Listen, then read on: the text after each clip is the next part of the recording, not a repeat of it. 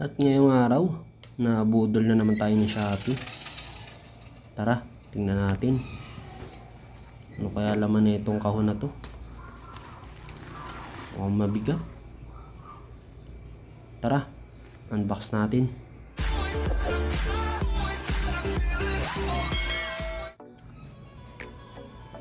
Kumuha na ako ng cutter. Katirin na natin yung bubble wrap. Ayun, may karton.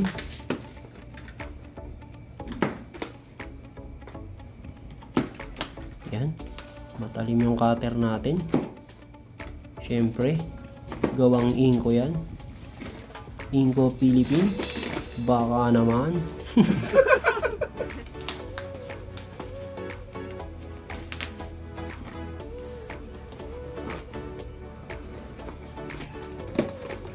At ito na. Color red. Ayan. Mabigat siya, no? Tinignan ko yung packaging, 15 kilos. Kaya pala ang bigat. Ano nga ba ito, no? Ito yung motorcycle na scissor lift o yung lifter.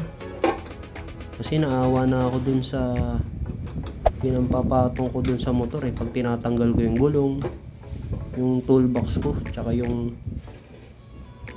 yung kulay blue na plastic, nilagyan ko rin ng gamit.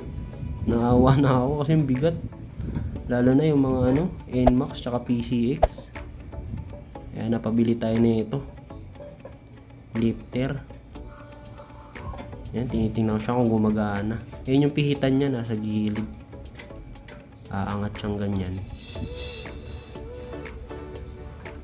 Yan, kaya pala siya scissor lift.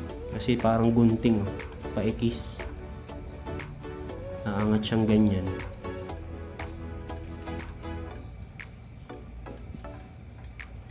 Tsaka makapal yung bakal niya. Mukhang kaya niya naman yung mga scooter type na motor. Kayang-kaya na nito yung mga P6 tsaka NMAX. Pag dun kasi pinapatong sa luma kong toolbox, kawawa nadudurog Tsaka ito mas stable siya. Ayan. Yan yung max niya. Taas. Ayan Pwede rin upuan pag magiinuman.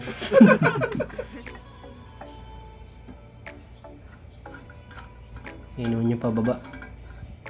Pihit-pihit lang siya Nabili ko nga pala to sa Shopee. 1.8 plus Pero dati parang 2,000 plus. Tapos may lang, nag-discount yata sila.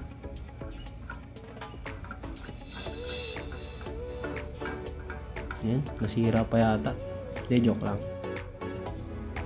Yan. Ganda na may tsura niya. Kaso ayoko lang ng kulay.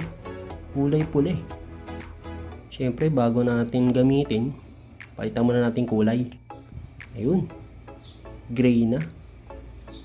Pininturahan natin ang primer. Primer gray. Siyempre, samurai paint yan. Yan yung pangmalakasan nating pintura. Quality paint.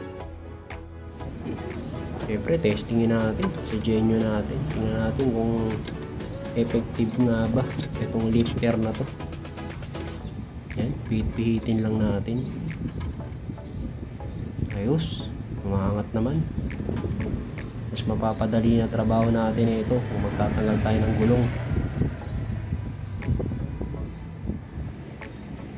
Ayun biglang model pa si Genyo. Thank you sa panonood.